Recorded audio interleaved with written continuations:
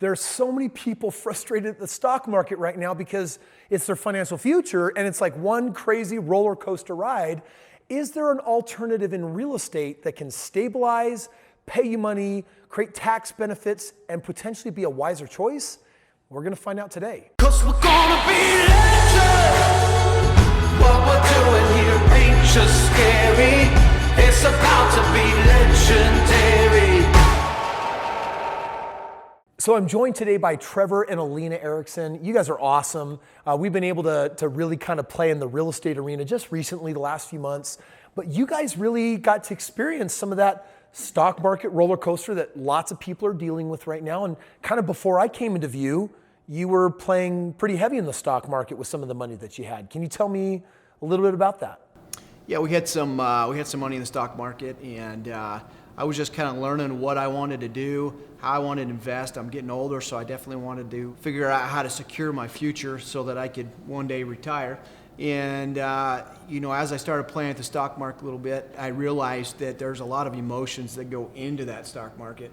As one day it starts to climb, and then the next day it kind of drops, and then the next day it goes up, and you may watch it do this for a week or two, and then when it dropped hard, for us anyways, I was like, wow, that's a big loss. And they keep saying it's okay, it's gonna come back up, and the emotions and everything going on into that was just not where I wanted to be, for sure. I remember, Alena, we were having our first, when we were just getting to know each other, you're like, but Kris, we're gaining X number of dollars every day in the stock market. You're talking a little bit like a day trader. It was that way, and then the market came down, then the euphoria turned into, and that's the problem is that it's like your feelings start getting dragged by the market. When the market's up, you're feeling like you're winning, but when the market drops down, then all of a sudden you kind of feel a little bit like a loser. I think there's a lot of people that kind of feel that way.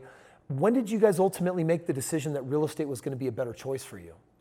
Well, it ultimately came down to this emotional roller coaster, and then just kind of researching different options. Real estate's something that always kind of sparked my interest. It was actually Alena who was watching YouTube videos and came across Kris, and she was watching one after another, and I was a little reserved.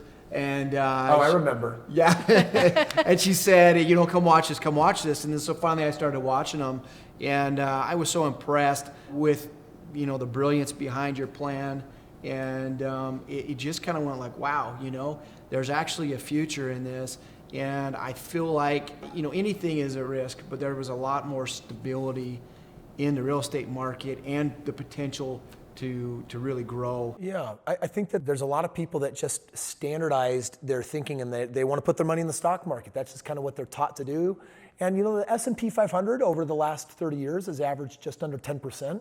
And for most people, with the amount of money they put in, if you earn 10% and compound it, it's not going to be enough for retirement. And that doesn't mean that the stock market is bad, but to me it says then you at least need to augment your plan with something that can give you a real chance at winning. So Alena, I want to come to you on this one. Like when you compare what you were doing in the stock market and that plan, and you compare it to what we've been able to start, where do you think there's more promise and more hope? Well, my problem with the stock market, I have two issues, is that to me it feels like an illusion of money. That's like, this idea of money, you're not really getting cash on cash. And so, meaning you're not getting a return. You're actually not getting paid. It's just something that goes up and down in value. It's numbers on the computer. And so if you decide to cash out on your stock, then your stock's gone. It doesn't keep perpetuating an income for you. So that's a problem. But also if the market does go down and does crash, a lot of people say, oh, you don't lose, you just have to hold out. Sure. Well, to me, I don't want to hold out 10 years just to come even. Yeah. I have a problem with that. I would rather be growing somewhere else and be secure somewhere else. Yeah, and you make a really great point. I mean, at the end of the day, someone's going to watch us and be like, yay stock market, or yay real estate, or which one's better? But, if I step back and I say, wait a second, what's the common denominator that we can use to compare these against each other? Let's do that. My track record over the last 10 years in real estate on thousands of properties is averaging about 25% a year on my money, which means that I'm doubling my money roughly every 4 years. I can't get the stock market to do that. But my real estate in 4 years, when it doubles, the same dollars jump up to 50% ROI on twice as many homes when I sell and rebuy. And then 5 years later, I'm making 100%. On some of my money, I'm earning thousands of percent. I just haven't figured out how to get the stock market to do that. So I think there's an advantage there that I personally enjoy. I also love one of my rules, which is if it pays you, it's an investment. If it doesn't, it's speculative. And in real estate, you can buy land, but if it doesn't pay you cash flow, that's also speculative. So both in real estate and stock market, there's a lot of speculation. But real estate on top of that not only can produce a cash flow, but it also then can produce tax benefits. And when you look at a loan at the appreciation, the growth, superior ROI potential, the tax benefits, to me, we start getting into a category that says, hey, there's something that I can see my future in this a lot more than that. And that's why I play in the real estate arena, and I've done so many projects out there. So listen, you don't have to choose one way or the other. You can diversify and have both.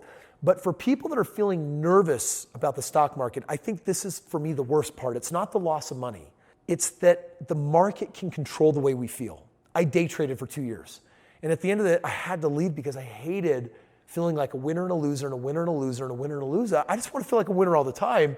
And that emotional roller coaster, I didn't like how it impacted how I was at the breakfast table with my kids. I didn't like how it impacted what kind of day I was having, whether it's having a good day or a bad day, as I used to have those.